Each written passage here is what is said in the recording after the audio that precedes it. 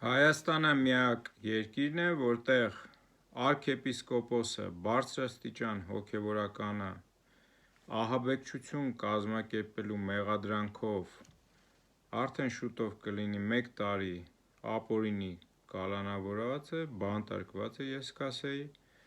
բայց հանրությունը լուռ է,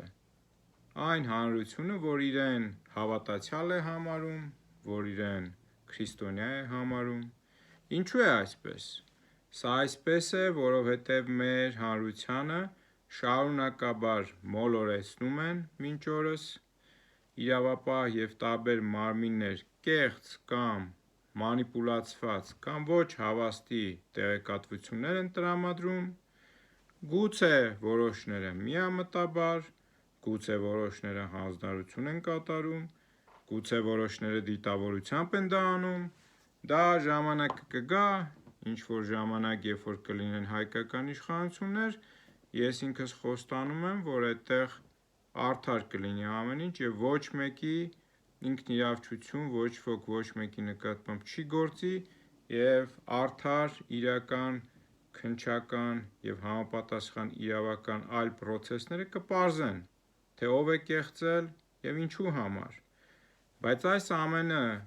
ավելի հետաքրքիր է դառնում հիմա ներկայում զարգացումներում,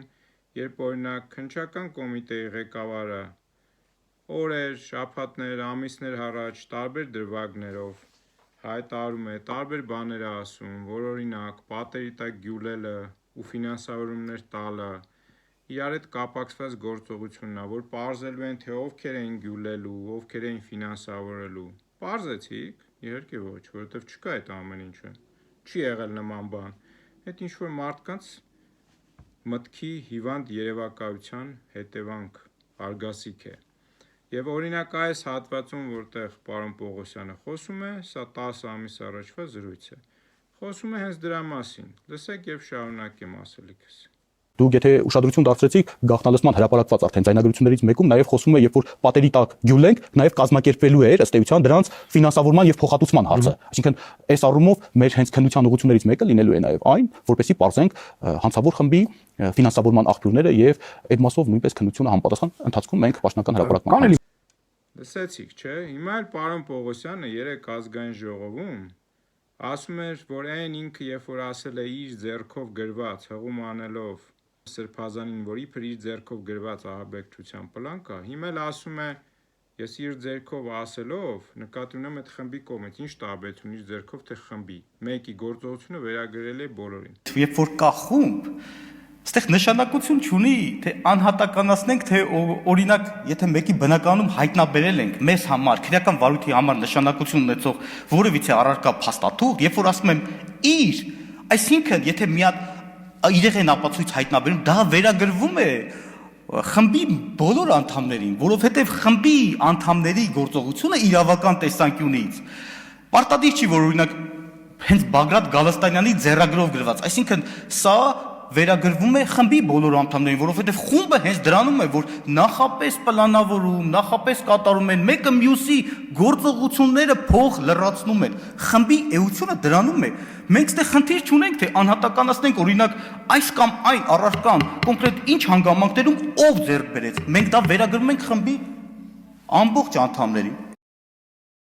Այ քեզ արդարադատություն, այ քեզ իրավաբանություն,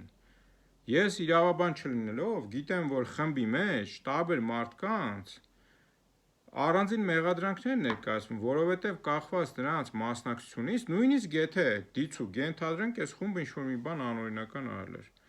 մարդիկ տարբեր մասնակցություն ունեն և տարբեր մեղադրանքներ ու տարբեր հոդվածներ են այդ մարդկանց վրա կիրառվում, հետևաբար եթե մեղադրանքը հաստատվում է, բաժի չափերն էլ են տարբերվում, ինչ է նշանակում, կարևոր չի ով է ասել, բոլորին է վերագրելի, սա մի ուրիշ լեվել է արդեն,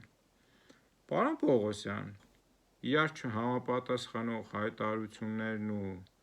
կարելի ասել քաղաքական, իշխանությունների քաղաքական շոուների մասնակից դառնալը ինչի համար է,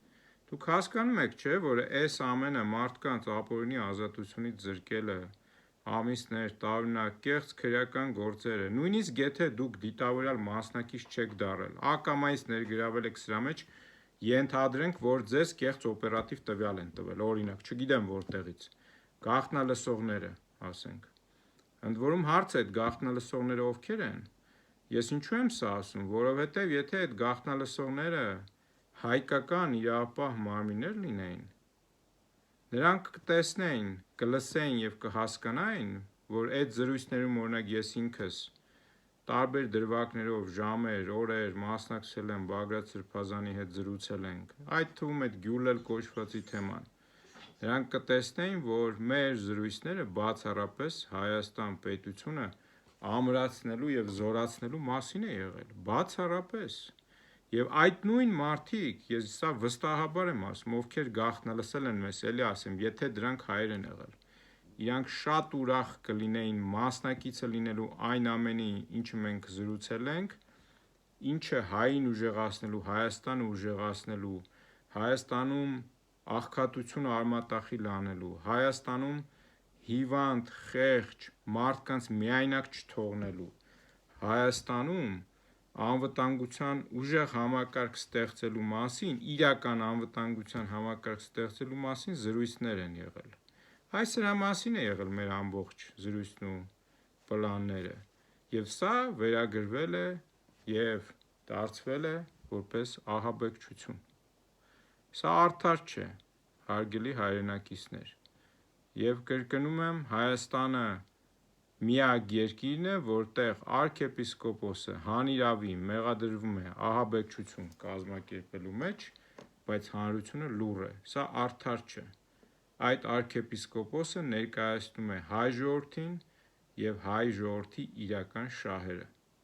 Եվ մենք հայերս պարտավոր ենք հետևողական լինել եւ տեր լինել